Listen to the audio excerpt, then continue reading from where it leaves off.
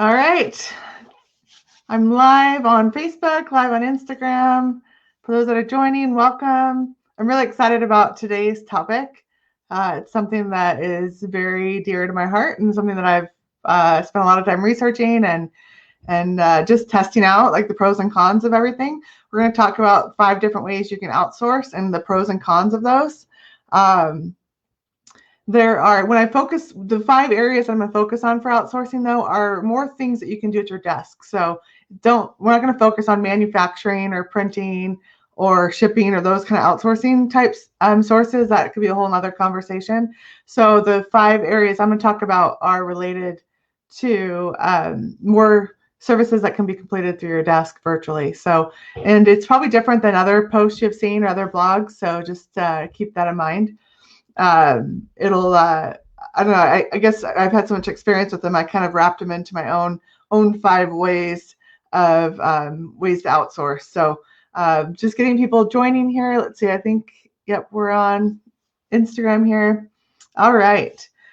So while we're waiting for some people to join, let me just talk a little bit about just my experience with outsourcing and kind of how it came about. So my background is I've always been an entrepreneur, always loved entrepreneurship. And in college, I took an accounting class and really liked it. I loved the problem solving that came with it. So I ended up actually going and getting a degree in accounting and finance. And I worked for a couple of CPA firms for about 2.5 years before I started on my own and had this idea to create an outsourcing company for other entrepreneurs. And the way I got that idea was I was meeting with tons of business owners, and it was during tax season, and it was 2006. So before the economy had crashed, and I thought, they still aren't happy. They still don't feel fulfilled. And here they have money, yet they're still not happy. And I said, why aren't they happy? What is it that they're struggling with? And you realize that, most business owners and executives, they're doing everything in their business, and they haven't, they didn't have the tools and the resources to not do everything.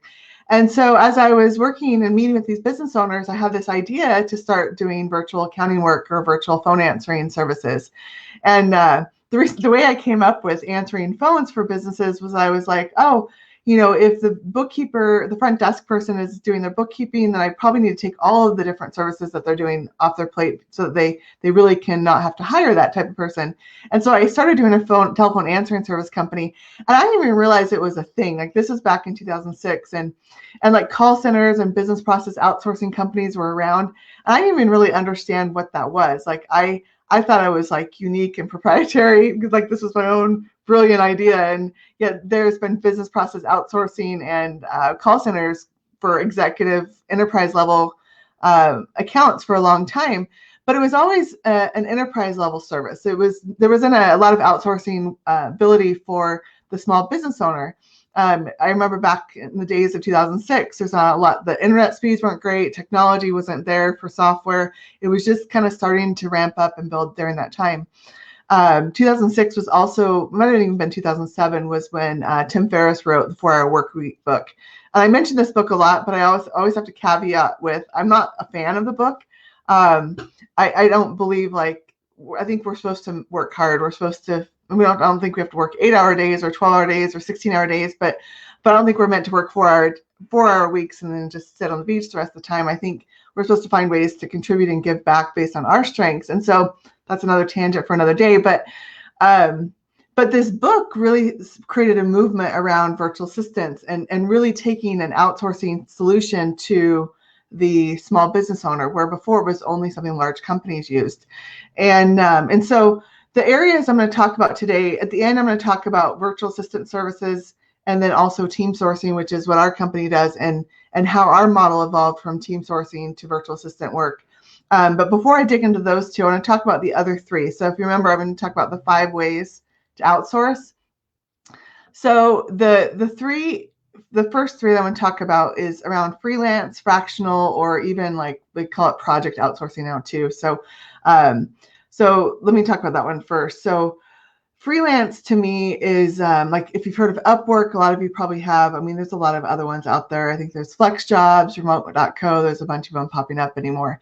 And it's really a place where you can go and look for qualifications for a freelancer to help you out. Now, I know you can find virtual assistants on Upwork, but I want to focus more on like more of the specialized help or the professional help. So when I talk about a freelancer or a fractional labor, I'm talking about like if you need a graphic designer or somebody that does CAD or engineering or technical skills or legal skills, or maybe there's purchasing or different things that you need specialized skills for.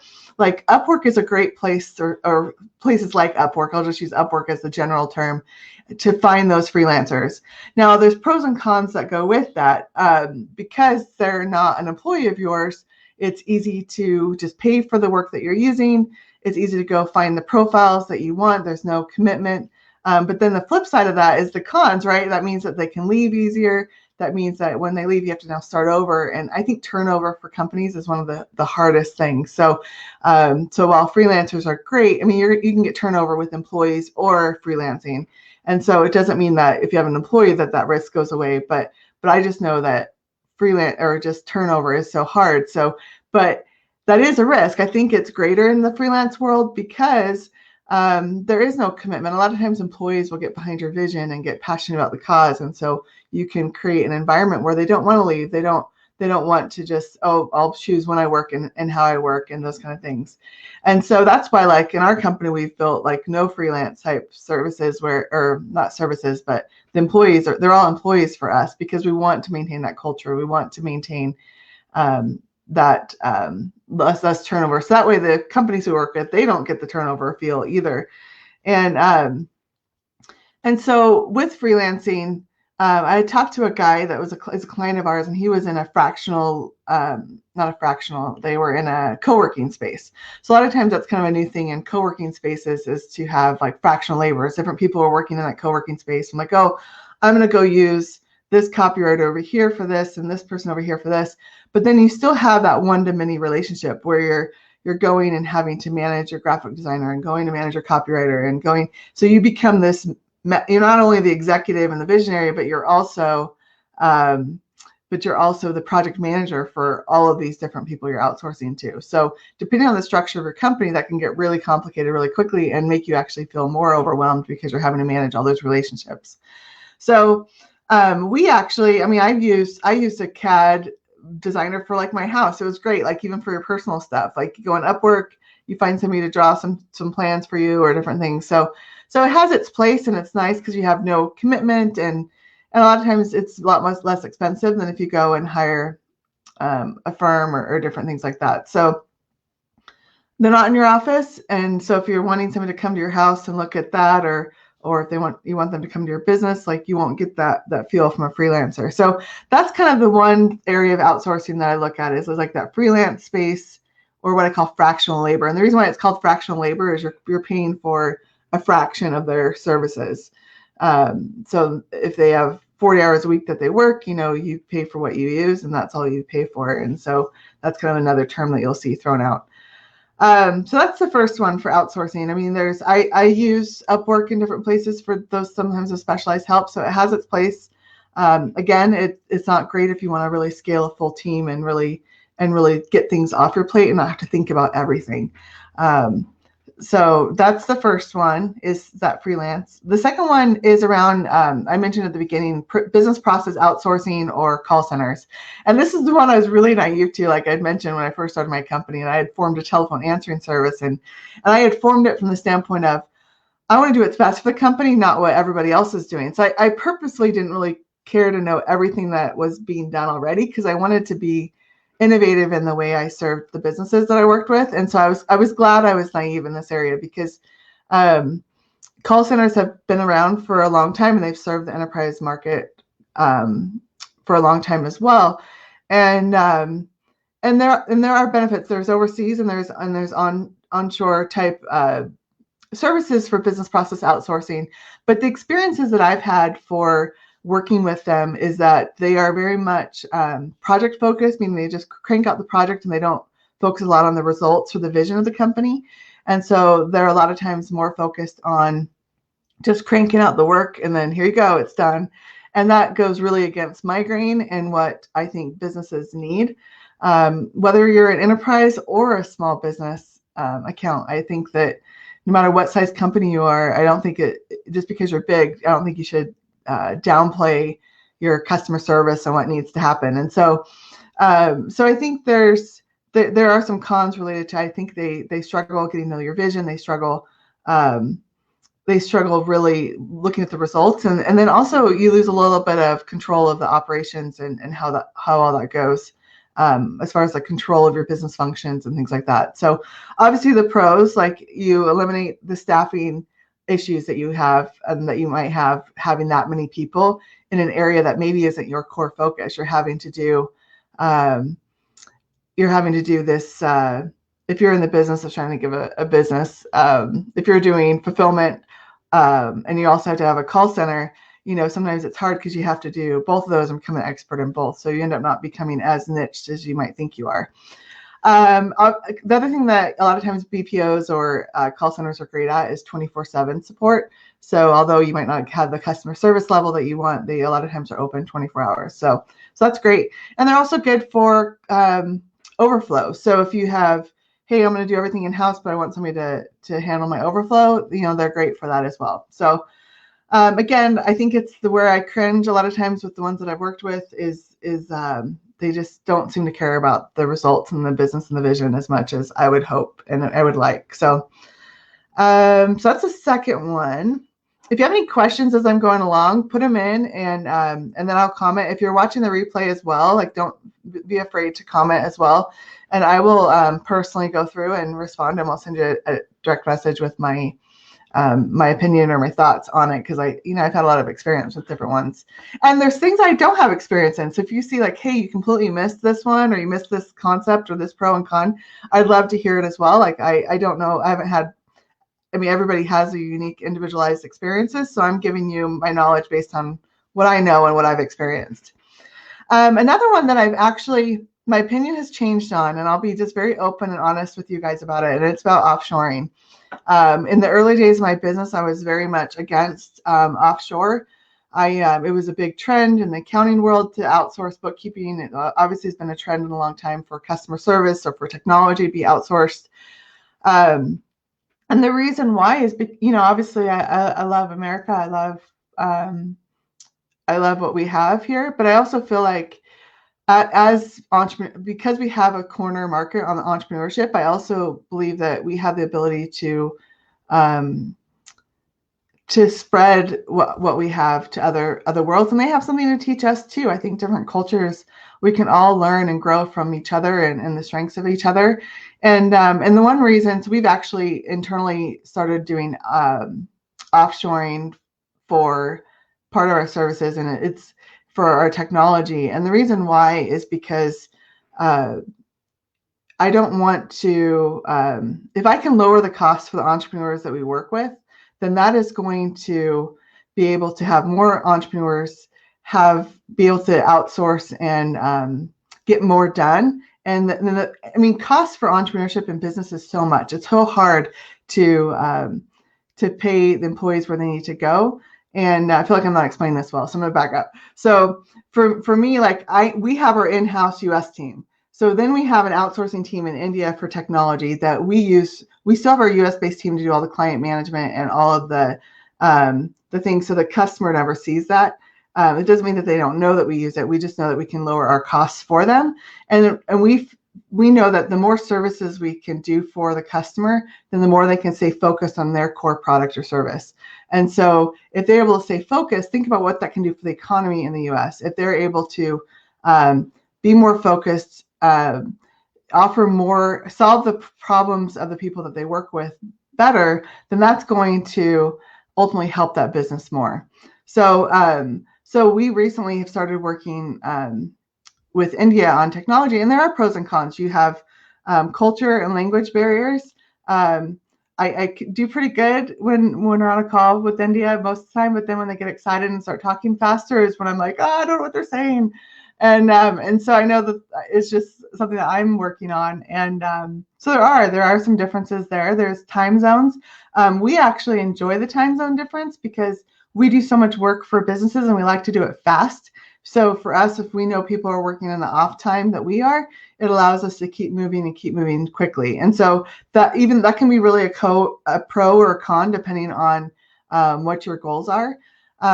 Philippines are another place where you get outsourcing for like administrative tasks or marketing tasks. India, actually, you can do marketing as well. You just don't get as much of the cost savings, I think, as you do with technology, because there's so many trained technologists in India. You can get a much lower cost in India for technology than I believe you can for marketing.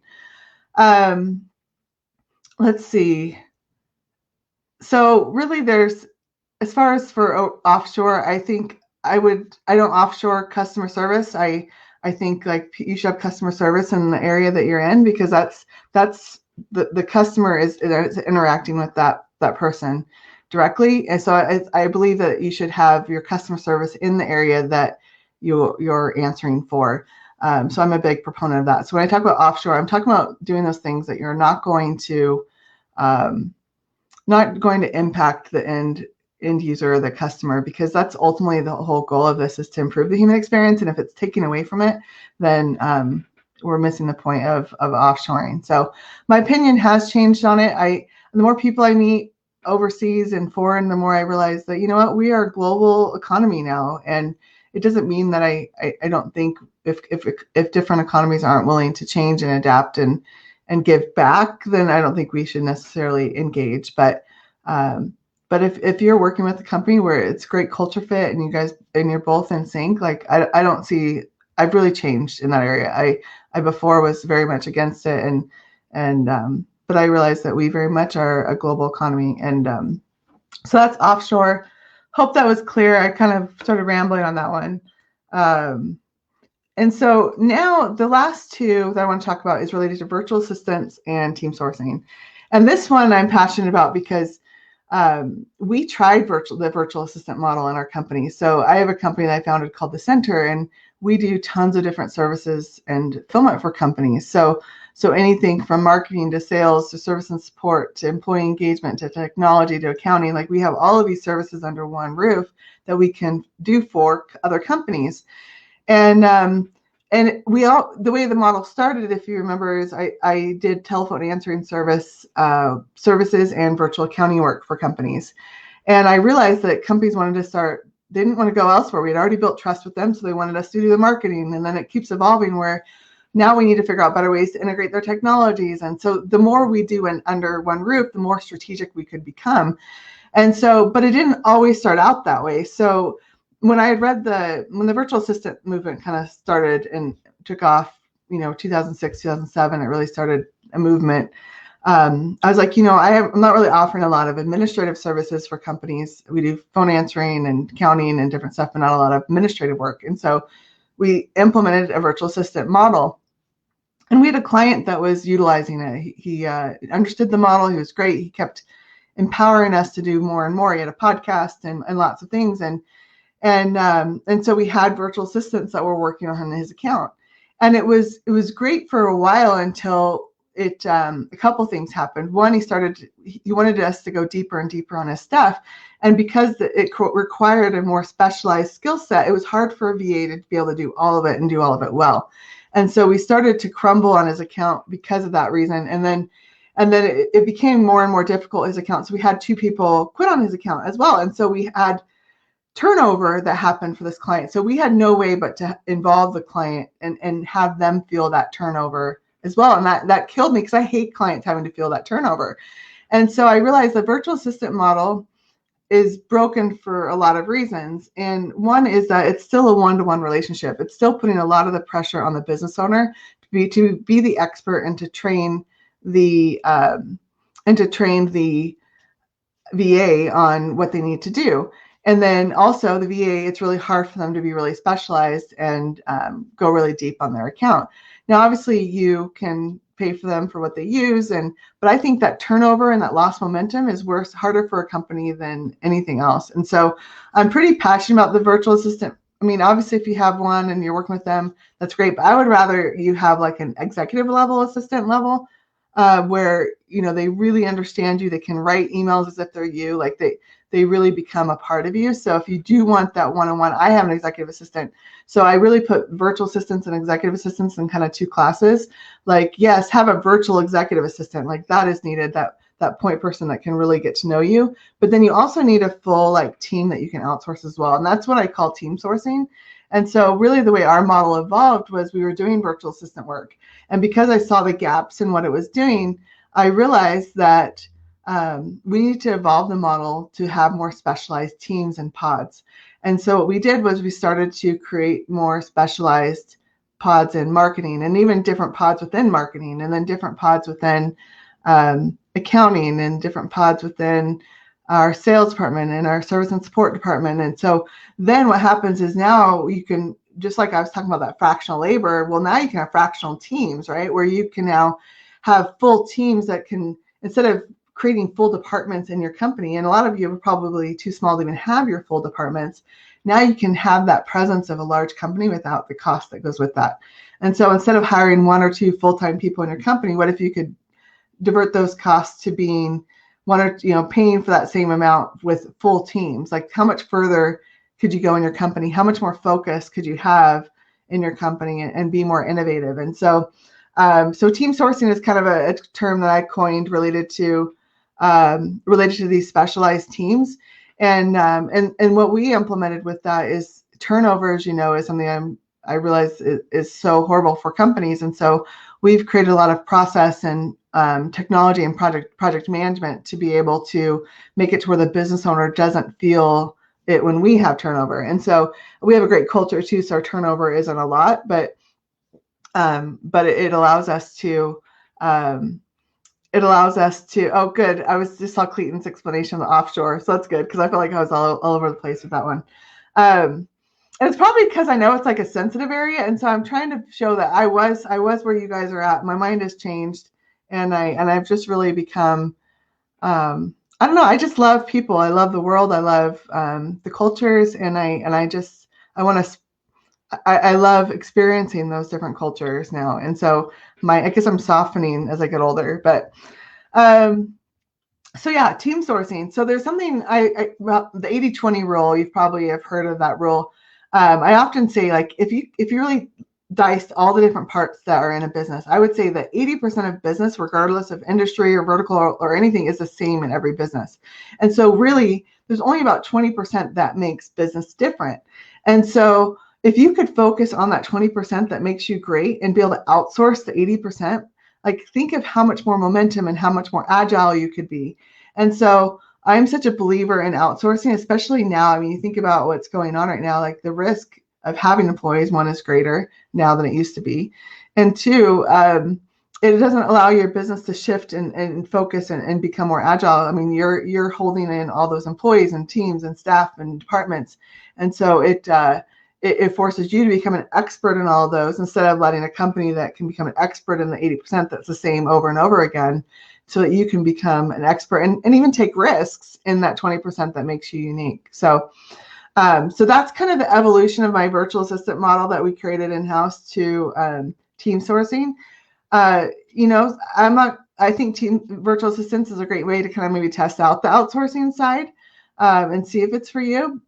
There's lots of virtual assistant companies out there. You can just Google it and you'll find lots that are out there. One of the things that we had, because we do so much under our umbrella and we have teams for team sourcing, one of the areas we were struggling in was really getting to know the vision and what makes every company different, because we can't become an expert in every industry and in every area, but we can become an expert in the 80%. So how do we combine the 20% that makes you unique with the 80% that we do? And so we started to kind of explore and test different ways, and we created a coach and a facilitator program where they're the 2-point people for you as a business owner, and they can really get to know your vision and what makes you unique. And then that we can now spread that into the vision of everything that we do. And understanding the vision of the companies that we work with is so critical and so important for what we do. We really, we love to get behind others' visions, and we want to become an extension of your team. And so much so I've had a client say, just second nature, just talking to him, he's like, oh yeah, that makes more sense to do it in-house instead of using fractional labor that he was going to do. And he was referencing us as an in-house team. And I have to say that just made my day, because that is really why I've created this company and what I wanted to build it upon. It was never, what's the quickest, easiest model I can make and make the most money? It was like, what is going to serve the purpose of the business owner the greatest? And that's how I built this company. And And so that's really how we grew the team sourcing department and how we can align with your vision. So obviously I'm biased. I will say I am biased towards team sourcing. I think I've tried and I've explored and I've researched all of these other models, and I'll admit we use Upwork sometimes if we don't have somebody in house that can do it and we need to get done for the client. We'll go into Upwork and we can get it done quicker, but it takes it off the business owner because they're not having to go to Upwork, find the person. And like I said, we use offshore too. Like our goal is I would rather you have one point person that you're using, and that you can spill all your pain points to, and then leave it up to that team to go and find the resources. So most likely 90% of the time we'll have it in-house that we can do it. But then if we don't do it in-house, we can find somebody and manage that project for you. We can go into Upwork and figure out how to delegate it for you. So that's what's great, is we don't want you to have to think so hard. And I know for me as a visionary, the team's done the same thing that they do for our clients for me. And I have to say, like, the little things are so hard anymore to do. And even if it's something little that I know I can do quicker, because I know it's going to take away from my brain power, I'll actually have my EA do it. And so, the more you get comfortable outsourcing, the more you start to feel the relief that comes from it. It's really liberating. And so I hope this was helpful. Let me see if I missed anything. I hope I covered kind of the pros and cons of team sourcing and VA work. I know VA movement is huge. I would say that's probably the one that I'm like the most jaded on, just because I've had the experience with it. And I realized that it's not solving the problem for businesses. They're still having to become the expert. It's still a one-to-one relationship. You still have to deal with turnover. And then if the VA quits, you start back all over again. And so I would say that that's probably the one I'm the most biased against, and it's probably the one that's most prevalent. So I would love to hear your guys' thoughts, because I know it is so common out there, and I am so opinionated the other way, and it is because I really care about the business owner and about them actually being able to keep momentum going in their company. A good example is I used to do tax. I had a tax company, and then I also was trying to build this model. And every time tax season would roll around, I'd have to get heads down and do tax work for 4 months, and it would like kill my momentum. And so I tried for like 3 or 4 years to try to do both, and it was too difficult. And so I ended up selling off my tax practice and being fully devoted to this model. And being able to focus has made all the difference. And now that I'm out of the whirlwind and out of the weeds, and my team is running it, now I have other visionary ideas that help support this, help simplifying the human experience through business. Like, that is my vision. That's what I want to do. And there's other types of other companies that support that vision that will help businesses even stronger. So I think it's just important to realize, like, where's your energy being spent, and how can I get these things off my to-do list? I think we get too stuck thinking we have to do everything on the to-do list, instead of really focusing on eliminating or delegating or automating those things. And so that's something that I'm passionate about, is really, I kind of developed a model around the people, process, and technology, and making sure all three of those are in balance, and not being too people driven or people heavy. That's something that virtual assistant, that whole movement, again, I struggle with this. It's all about people. There's not a lot of process or technology to go with it. A lot of times you might have some process, but again, a lot of times it's in the head of the virtual assistant. So if the virtual assistant quits, you now have to go and train the next person. Yeah, you might have some documentation, but there's usually some training that has to go and get involved. So within our company, we focus a lot on the people, process, and technology, and making sure we have that in-house. And we become the experts on that process in that 80%, so that you don't have to think about it. You don't have to become the expert in it. So I am biased on these 5 things, I will say, for outsourcing. But I would love your opinion on any outsourcing experiences you've had. If you've had a VA, what are the pros and cons of that? I would love to hear it. I know it's worked really well for some people.